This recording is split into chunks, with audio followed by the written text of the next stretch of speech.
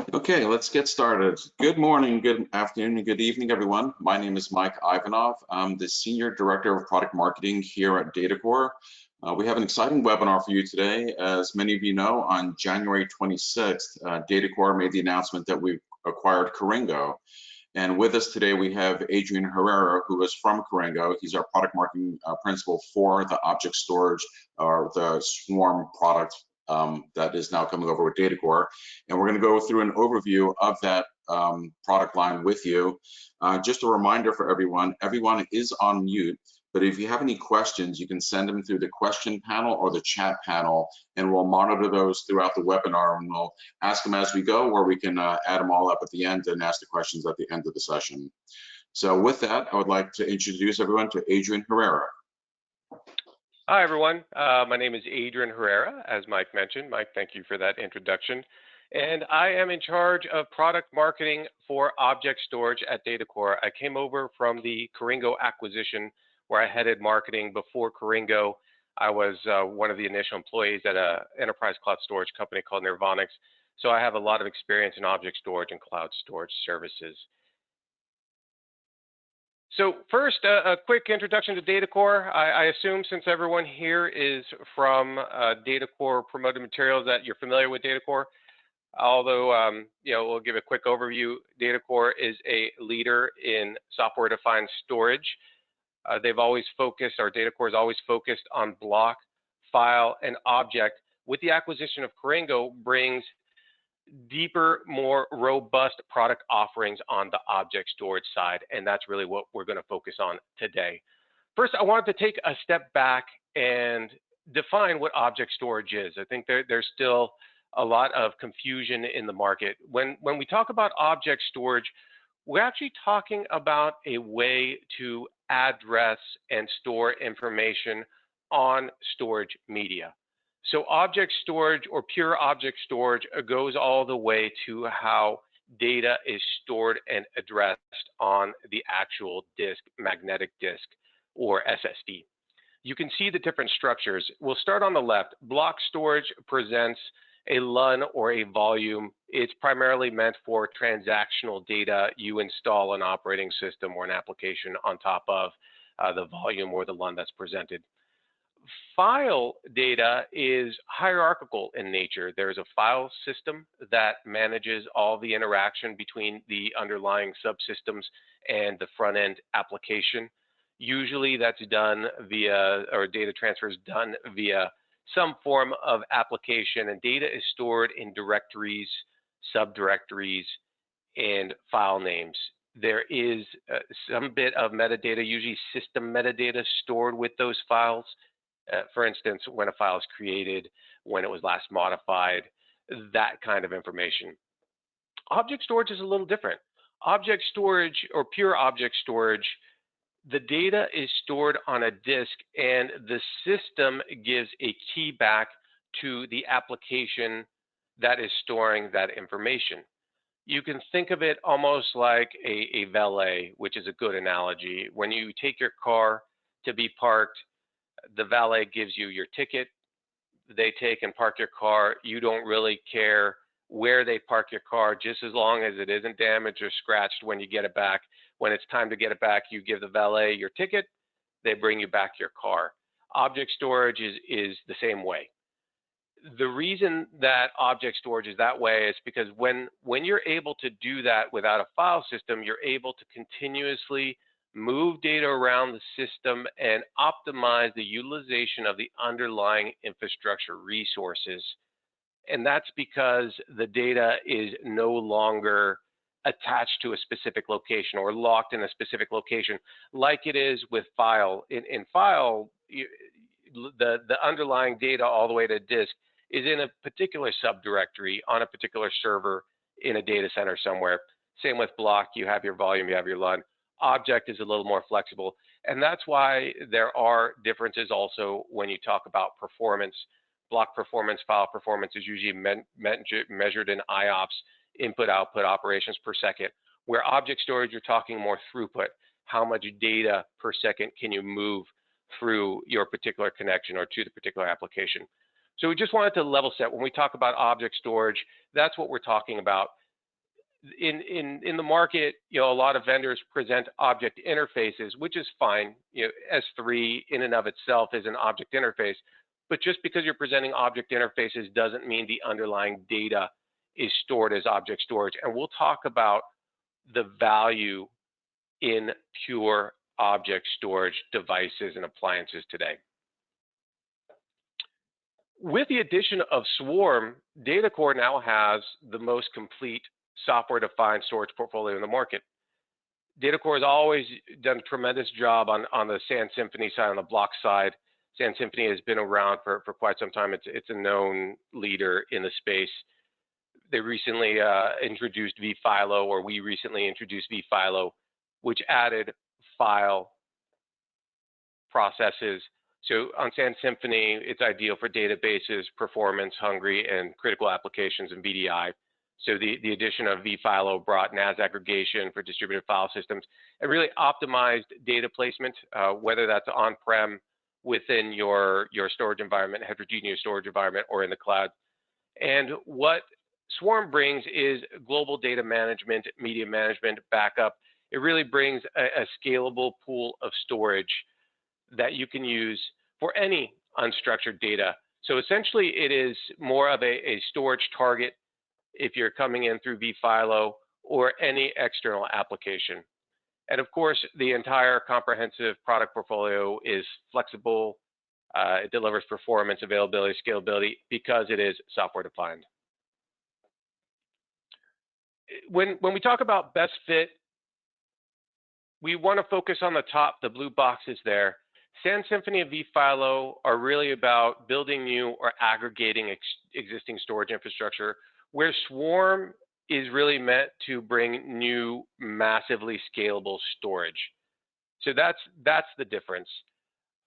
We could start on the left where you see existing data, primary access, primary use, typical range.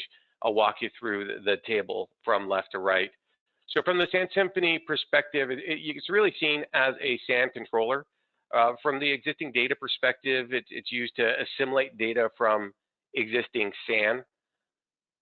The primary access methods for SAN Symphony, iSCSI or fiber channel. Primary use, as we mentioned before, for block, it's usually a high transaction, so it's about random write access.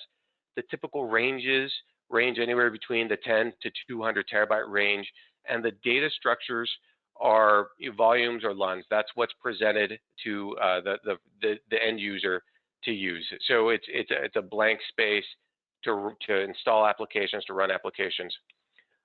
From the vFilo perspective, it's used to assimilate data from existing NASs to eliminate storage silos across the corporation, usually within a WAN or LAN within an existing environment. The primary access methods are NFS and SMB. There are other access methods. These are just the primary access methods. The primary use is collaboration.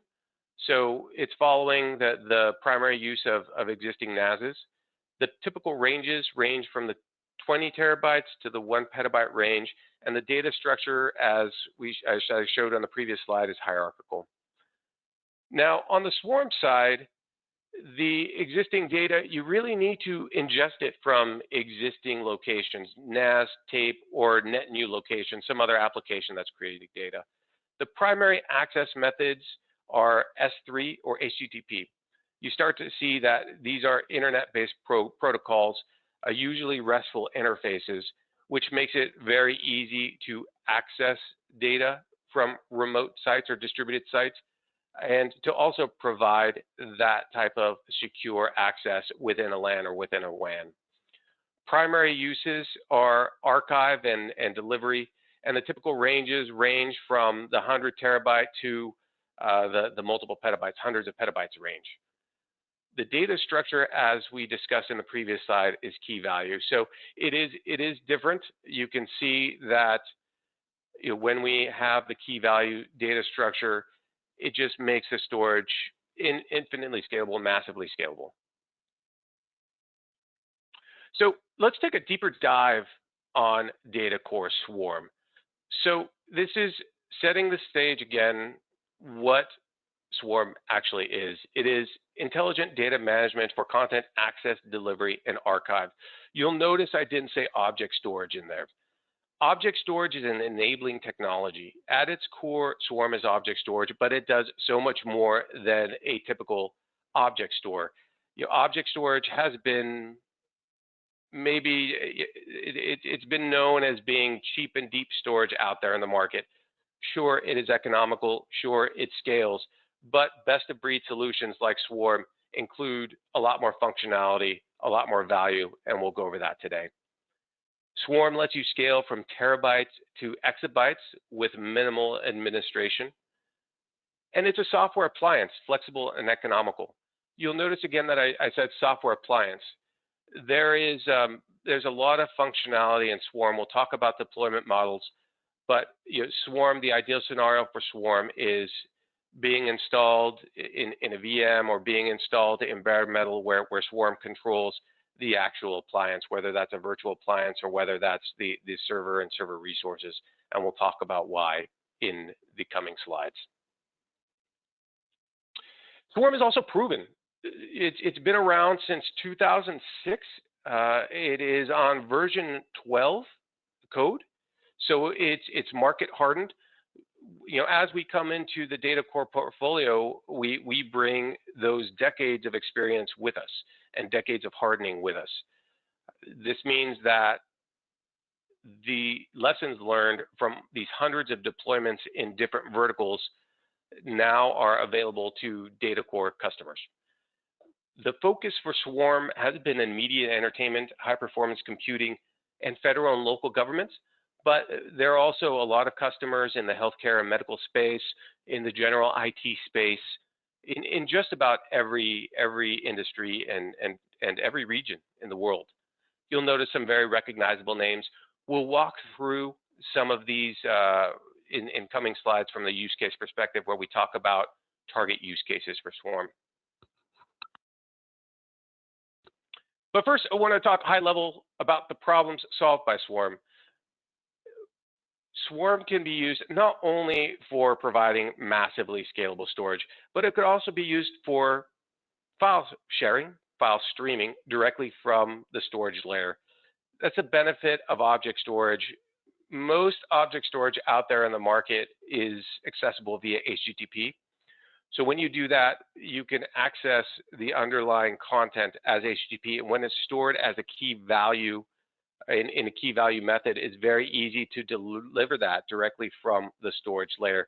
That's why object storage is used to enable all of the major cloud storage services out there in the market.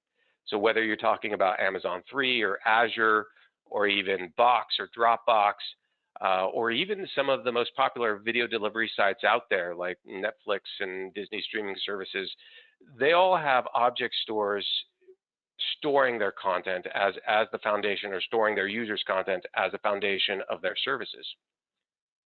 Multi-site collaboration. So Swarm includes replication, or the ability to replicate data to various sites, the ability to send data to different sites using the S3 protocol for backup and DR purposes. It was very easy to set up multi-site collaboration workflows with Swarm. There's a UI for it. It's very easy to set up. As I mentioned earlier, you could scale to petabytes, hundreds of petabytes with minimal administration. This is one thing that the team at Coringo has focused on, and I know the team at DataCore is going to continue to focus on, is working on some of the market's most advanced automation technology to make tedious manual management efforts very easy to handle at scale. And of course, compliance and protection. The roots of Swarm actually started in content addressable storage, which was used for compliance purposes. There are a lot of those features and functionality still in Swarm. The ability to store content as immutable objects, the ability to support worm use cases, the ability to add upgradable hashes called integrity seals in case a hashing algorithm used was compromised. There are a lot of those compliance features built in, and of course, Swarm provides the most efficient way to protect data, offering the ability to mix erasure coding or replication on the same server in the same bucket. We'll go over what that means in a bit. So let's talk about target workloads. So we talked about the problems that Swarm solves. We talked about the Markov hardened technology. Here are a few target workloads that hopefully you can identify out there in the field. Maybe you're experiencing some of these issues if you're a customer. For our channel partners, maybe you know your customers are experiencing these today. Swarm would be a great fit for solving these issues. In the media entertainment space, Swarm is already used for video on demand services, for streaming services, for active archive. In the enterprise IT space, it's used as secondary storage for backup, for DR, for hybrid cloud. In the healthcare space, it's primarily used for medical records. So Swarm is used at both NHI and NIH, the National Institute of Health and the National Health Institute. One's here in the US and one's in Taiwan. And it's used to store the medical images and medical information in a way that can be easily accessed by different applications, both for analysis and in the line of providing healthcare services. Going back in media entertainment for video on demand solutions, I didn't mention this, but we're not only used for typical media entertainment services like you would think of, like some of the streaming services and broadcast services. You saw the NEP logo, but we're also used for sports teams worldwide. So for some of the smaller sports teams that want to provide access to their content for their training staff to be able to view what's going on in different locations, it's not just about delivering broadcast and services to the entire world. It's also about being able to securely share content to those within your organization. Automotive and IoT, the way that Swarm is architected makes it extremely portable. We'll go into what that means in a bit, but it makes it ideal for edge use cases and IoT use cases. HPC, we have a number of customers in the HPC space, including some of the world's largest research organizations, both in the EMEA region and in the United States. They're typically storing geospatial or research information in some way. Because of the way that Swarm is architected, the parallel architecture of Swarm makes it perform better at scale. All nodes do the same thing. We don't rely on caching layers to provide performance. So as the cluster grows, performance and capacity actually grow with the cluster. You can approach parallel file system-like performance for S3 with Swarm. And then, of course, government. Government isn't, or federal and local government, it's kind of this mix between a vertical and horizontal use cases, but governments use us to store evidence information, to store video and deliver video, to store information or evidence that's collected in different court systems. So we're used by the Brazilian federal court system. We are used by the Department of Defense here in the U.S., Department of Justice. Very highly secure deployments that need to have their data available in a massively scalable way. So a lot of these deployments are approaching tens of petabytes. I believe our largest deployment in the government space right now is approaching 60 petabytes. So they started with a few petabytes and they scaled all the way to that 60 petabytes over the course of a few years. And here are some sample use cases just showing how Swarm would be integrated into existing workflows. This by no means is an exhaustive list. This is just meant to give you a few examples of how Swarm fits into existing workflows. From the active archive perspective, we'll start here at the top left-hand corner. Here's where Swarm sits. It can sit behind primary storage. It sits behind applications. This interface here can be S3, it could be SMB, it could be NFS, or you can actually integrate the Swarm API directly into proprietary applications. typically in an active archive use case, there's some sort of editing or collaboration going on in the primary storage. And once that editing or collaboration is done, that data is then moved to Swarm servers where you can manage that data. I'll show an example of the UI coming up here, but this is where Swarm is different.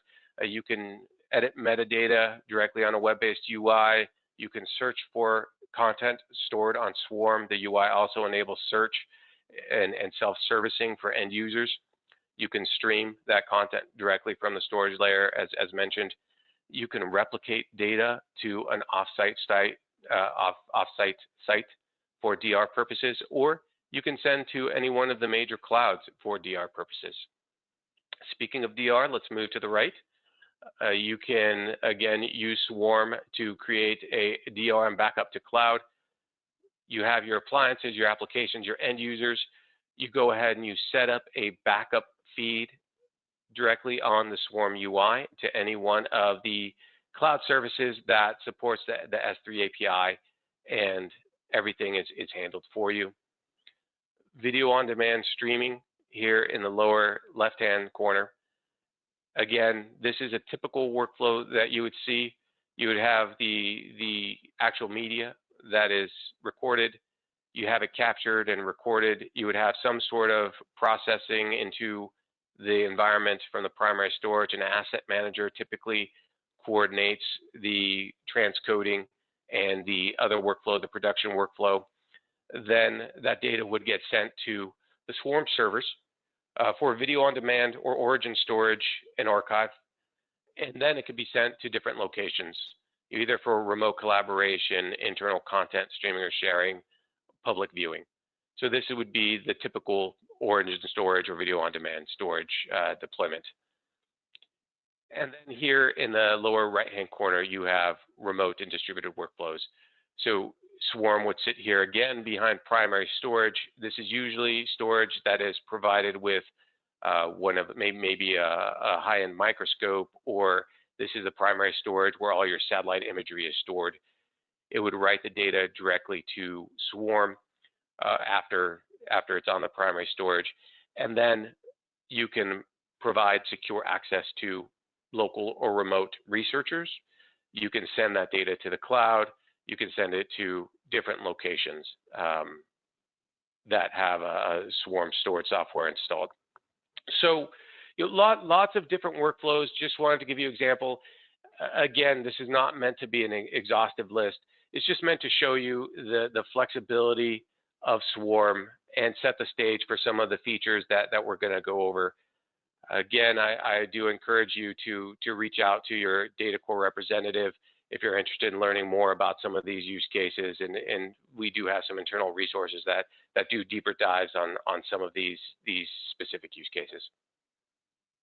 But you start to see the differences between different storage technologies, where you can deliver content directly from the storage layer. You can manage content directly on the storage layer. So we bring an added set of functionality of ability to not only search massive amounts of content, but also organize and deliver massive amounts of content. Key customer benefits. This is where we start stepping into the value of Swarm over being economical storage. You'll notice the last bullet here is lower storage costs. With a lot of other object storage solutions out there, they lead with scalability and the ability to provide economical storage. Yes, Swarm does that, but it also does a lot more.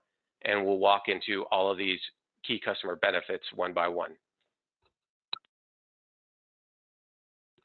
So as I mentioned, we eliminate complexity and streamline deployment. This is a direct quote from a customer that was taken by one of the major analysts out there in the market. And one person working part-time on storage infrastructure was able to manage over 30 petabytes of gear. This isn't just the Swarm software, but this is the hardware that Swarm software is installed on. The reason they can do that is because of the automation and the way that Swarm is deployed. Swarm is a complete software appliance. The ideal deployment scenario for Swarm is installed on a new x86 or old x86 server, a blank x86 server, I should say, with HDDs or SSDs installed. The software actually runs from RAM, which means that 95% of the capacity of the hard drives or the SSDs is left for content. With other solutions, you need to specify a set of SSD drives in each chassis for the metadata database. You also need to specify some portion of the hard drive space for the operating system. That's not the case with Swarm. Everything, the software runs from RAM. There's only a very light journal installed on the disks, which leaves most of the actual space capacity for your files, for your content. This also means there's no file system. You don't need to really worry about RAID or LUN management. The metadata is stored with the objects themselves on the drives, so you also don't need to worry about managing an additional database. The metadata, both system and custom metadata, is protected with the objects themselves. So you can increase or decrease the durability of every object that's stored on the solution at any time. We'll go over that in a bit too. This means that you can boot from bare metal. Once the initial cluster is set up and deployed, adding additional capacity is very easy. You just install the new chassis, make sure it is seeable, that you can see it from the cluster, and the new resources will be automatically assumed into the cluster. There's no additional setup needed. You can also mix and match hardware. You can mix and match x86 servers. You can mix and match different hard drive sizes, different SSD sizes. So it's very, very flexible. If a drive was to go down, you don't need to fix it immediately. You can just, the system will go ahead and recover on its own and it'll keep on going. So because of all of these features and more, system administrators can do more with their time. They can focus on other parts of the infrastructure. This just makes it very easy to streamline deployment. And this is what we mean when we focus on, or when we focus on automation and automating a lot of tasks that are manual with other storage solutions. Part of simplifying infrastructure management is being able to see what goes on. This means you not only need to see the underlying storage infrastructure, but you also need to plug into existing monitoring platforms that you may have. Swarm offers a management UI. It's based upon HTML5. It's a responsive device, so you can view it, or it's a responsive design, so you can view it from any device with a current browser, your tablet, your mobile device, your laptop, wherever you are. If you have a browser, you can log in and see the status of the cluster. You see examples of the UI here on the right. We also plug into monitoring platforms. So there is an API that collects system information that could be used to plug into Prometheus. In fact, we have done that, and we also provide a Grafana dashboard, a template for you. So Grafana is a way to visualize the data that's exported from the Prometheus API. Via Prometheus, you can also plug into monitoring and alerting. Of course, when you sign up for a support package, we also offer monitoring and alerting services. But this gives you lots of ways to be able to view the status of the cluster, not only via the web-based UI, but also plugging into different and very popular alerting and monitoring platforms, and actually seeing that data via data visualization platforms like Grafana. And this is all powered by Elasticsearch and a lot of the data that we collect in Elasticsearch. We also have integrated Elasticsearch. So when we talk about search, what's enabling that and powering that is Elasticsearch. I don't specifically call that out. I call it out once in the coming slides, but I want everyone to know that this is powered by Elasticsearch, so you get a lot of the great development and advancements that are going on in the Elasticsearch and the entire Elk stack available to you. Simplified tenant management. Now, tenant management is defined differently by different organizations. Via Swarm, we're talking more about the private cloud notion of tenant. Or I should say, we're adding on the private cloud notion of tenants. So it's not just about enabling access to underlying infrastructure for applications, but it's also about providing secure access to end users, letting them self-service for certain aspects of what they would need. Self-service for searching content, self-service for seeing how much of their quota, storage quota, bandwidth quota they have used. So these are all functions that are built into Swarm.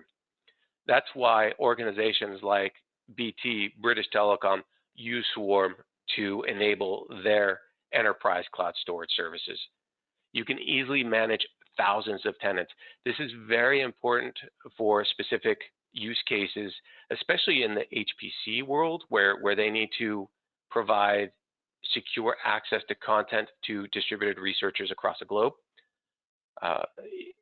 Swarm does connect directly to enterprise identity management solutions like LDAP, Active Directory, and Linux PAM, but it can also plug into token-based authentication. It also supports certain single sign-on platforms. You can get as fine-grained as you want with access controls. And of course, we talked about flexible system administration. The point to really focus on here is this is all controlled on the server. This is all controlled via the web-based UI or the API. So at any time you want to revoke access, you can go ahead and do that. There are a lot of organizations that are still managing access to content via spreadsheets.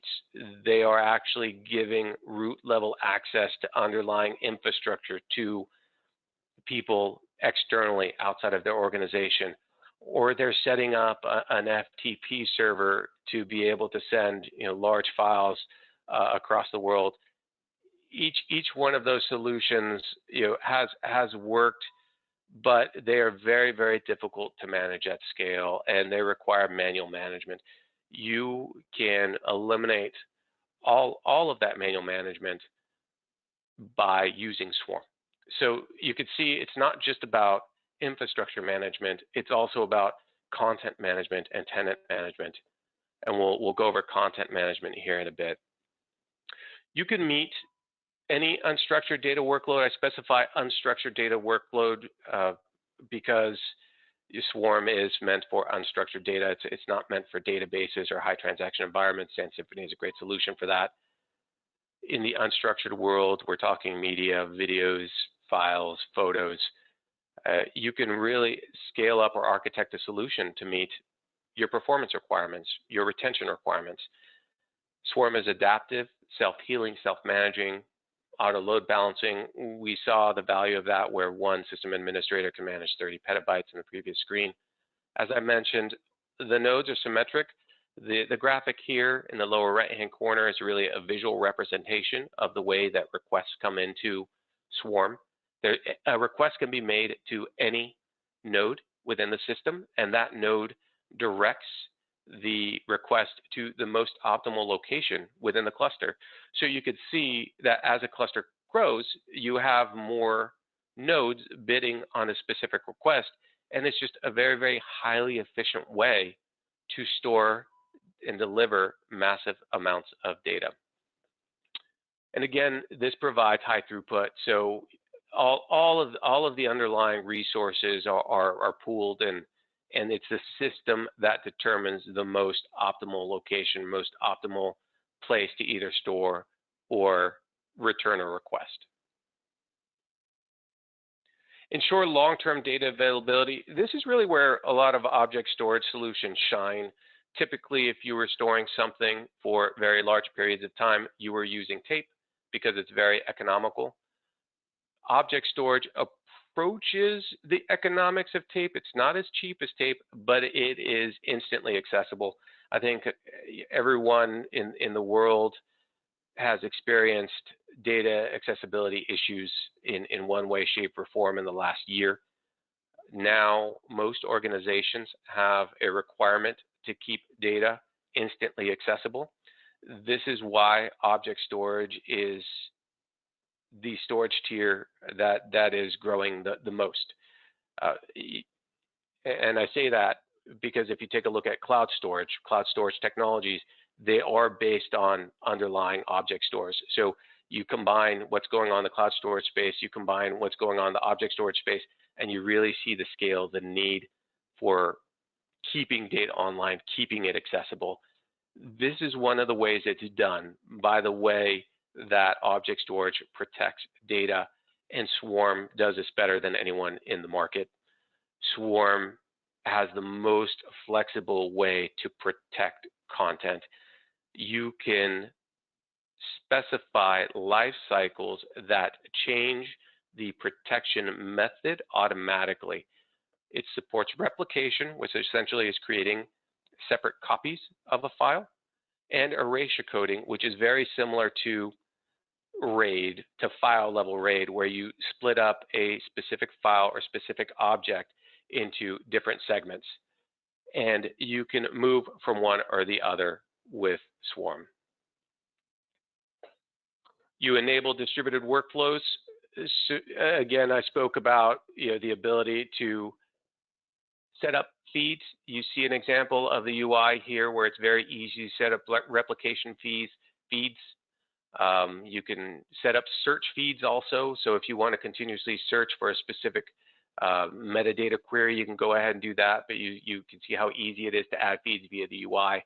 Of course, this is all available via the API. From a replication perspective, Swarm supports synchronous, asynchronous, and stretch cluster replication deployment models. You can also back up for disaster recovery purposes to any S3 compliant target. This means not only S3 as a service or Wasabi as a service. Wasabi is a very good partner of ours here at DataCore, but you can also send to S3 compliant devices like Fujifilm's Object Archive. So that's a tape-based object solution. So you can create a completely air-gapped and secure on-prem object storage solution that includes HDD, SSD, and tape with Swarm and Fujifilm. So there's lots of different ways to deploy depending on what the requirements are. So you could provide services, public cloud services, or again, provide a completely air-gapped, highly secure object storage solution. I've mentioned content management a lot. Again, we do have a UI where administrators and end users can manage content. You can directly search for content. You can add metadata. You can actually do clip videos. Here's an example of our video clipping functionality that's integrated to the UI. You'll notice this little share button here. It's very easy to share files directly from the UI. Again, this is all managed on the Swarm UI. So at any time you want to revoke access, not only to the end user, but also to a specific piece of content, you can go ahead and do that. So we focus on managing rapidly scaling data sets, unstructured data sets, easy to manage, not just from the infrastructure side, but also from the UI side. And then again, lowering storage costs. I just wanted to set the stage and set the example here of how Swarm stacks up to Amazon S3. Because a lot of the times that people are doing an analysis, do I go to the cloud? Do I stay on-prem? This isn't an on-prem to on-prem comparison of a competitor. I wanted to compare it to the cloud. This is the hot tier of Amazon.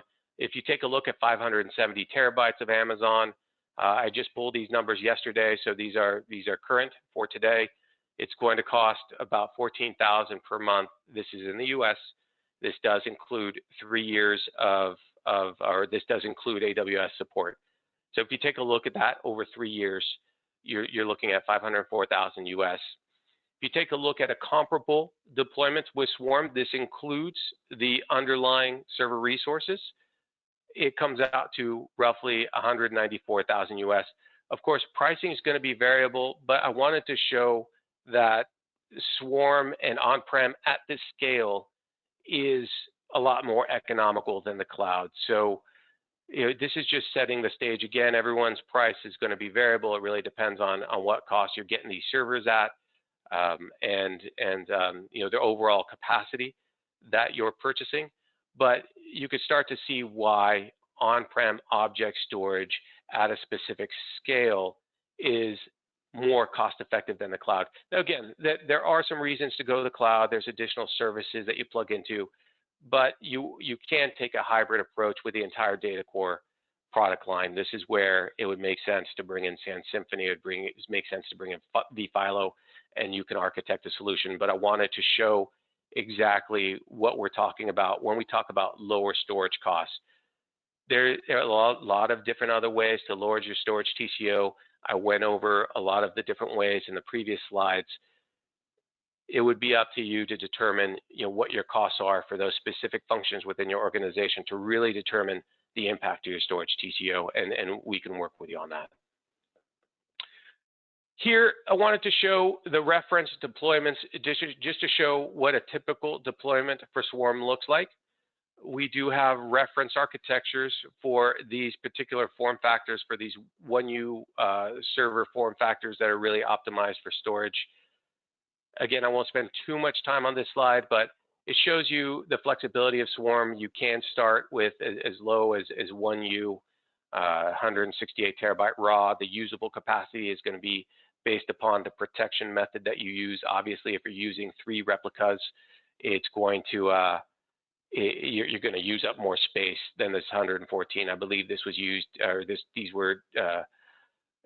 are using a 5-to ratio coding scheme. I know that may not mean anything to a lot of people here, but again, we can work with you to determine the right protection scheme, and the protection scheme determines the 9's durability. But you can see it's highly flexible. For 500 terabytes, you can get 500 terabytes in 3U. The 4th this management node can be VMs. It runs all of the services. It's really the interface services and the search services. This is where Elasticsearch sits. You can install it on a server itself, but all of these services can also be run in VMs, and they're typically run in VMs for most organizations.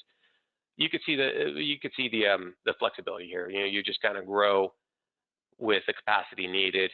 And then, as you get into the multi-petabyte range, you can have different form factors for servers. Again, Swarm is the most flexible solution out there from an x86 server architecture perspective.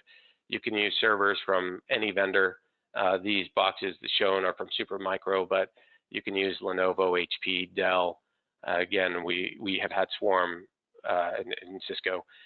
We've had Swarm installed on every major OEM provider out there. And that's it. This is summarizing the key customer benefits: eliminate complexity and streamline deployments, simplify infrastructure and tenant management, meet any unstructured data workload, ensure long-term data availability, enable distributed workflows, provide easy to manage content access, and of course, lower storage costs. It is the most economical way to add massively scalable storage for your new distributed and remote workflows. I think everyone's struggling with distributed and remote workloads these days, and Swarm is a great way to satisfy those requirements. And with that, we'll go ahead and open it up to Q&A. Thanks, Adrian. Just a reminder, if you have any questions, feel free to drop them in the question panel or the chat panel. We have a couple that have come up that I'll throw out to you, Adrian. First one, actually I can address. Question was, can people get a copy of these slides? So once this event is completed, you will get an email that has a link to the recording as well as a copy of these slides. So everybody will have those for reference. One question came up was, is there a live demo of the product that people can see? Yes, right now there are demos of the product. There's a walkthrough on the Coringo site. It's called Swarm Walkthrough. We're working to move those videos over to the DataCore world as fast as we can. But you just go to Coringo.com and you look for walkthrough. If you can't find it, you can go ahead and email me, adrian.herrera@datacore.com, and I can direct you to the right location. Mike, is there a way to share information where everyone can access it on the DataCore side so we can post a link to those videos? Yeah, we can do that. Okay. Yeah, but there is a walkthrough that we go over the tenant management, we go over the content management, and that's the beauty of having a solution that is market hardened, that's on version 12 technology. All the features, all the functions are very robust, and we do have those materials. Okay, we've got several more questions coming in. First one, I'm not sure if you have answers to all of these, but we'll throw them out there anyway and see how we do. First one says, does Swarm have any integration with vCloud Director? I need to get back to you on that. I need to check. Any application, Swarm can plug into any application that leverages the S3 protocol. You'll notice I don't say standard. S3 is not a standard. It's a protocol that's controlled by Amazon. It's a moving target, and that's one of the things that we do very, very well is stay up to date on S3 support. That being said, just because an application supports the S3 API doesn't mean that we work out of the box with it. We work with about 90% of the applications out there. There are some cases where there need to be some minor tweaks on either the application side or the Swarm side to support it, but usually if an application supports the S3 API, we will support it. As I mentioned, 9 times out of 10 we'll support it out of the box. But I want to caveat that. I don't want to say all the time, because there are some cases where there needs to be some minor adjustments. But there has never been a scenario where an application supports S3 and it doesn't ultimately work with Swarm. Okay, thanks, Adrian. A couple more questions. Next one is about the licensing model for this, and will there be an essentials-like license for less than 100 terabyte scenarios? So essentials is a version of Sand Symphony that's a lower tier, less expensive version of Sand Symphony. And I know you talked about the typical range being between 100 terabyte and 100 petabyte. So maybe you can talk about, can you go lower than that, and what's the scale at that level? Yeah, so we mentioned the typical range. Swarm is very flexible. Swarm can start at the single terabyte range. It can be run in a VM. There is a trial version of it. So it can go lower than 100 terabytes. When we talk about the 100 terabyte range, we're talking about that's where it really becomes more economical to move to a pure object store. Under that terabyte range, or under that 100 terabyte range, it may be more economical to just use the S3 interface and vFilo and store on an existing storage infrastructure. But to answer your question, yes, we can go under 100 terabyte. It's easy enough to develop a solution. We don't recommend going under the 50 terabyte threshold. Technically, there's no reason. It's really just from an economics perspective and an infrastructure perspective. You really start getting the value of pure object storage at the 100 terabyte range. Technically, there's no reason you can't go below that. So, Mike, I mean, you may be in a better position to talk about licensing, but starting small and scaling big is something that could be done, and providing a smaller license is something that we can absolutely do. Okay. Yeah. Looks like we got several questions here about how is the product licensed? Is it perpetual or subscription or term is the term we use?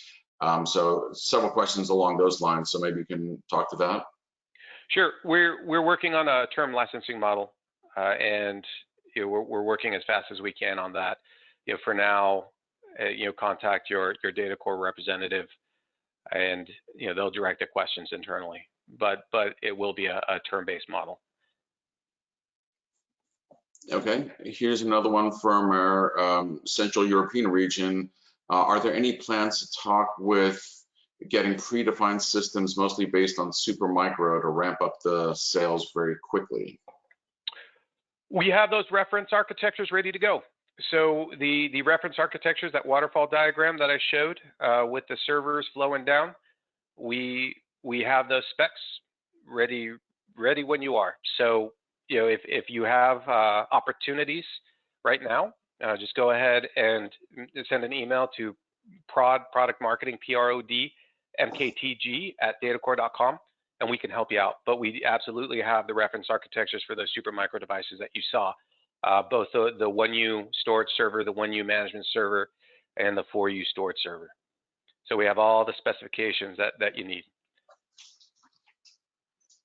And I'll put a link, I'll put that email address in the chat for everyone to see. One more question that popped up. Do we have detailed head-to-head comparisons with other on-premise object storage players? Yes, we do. Yes, we do. Okay, and so we go over that, and yeah, we do have those. Obviously, those are for partners and employees,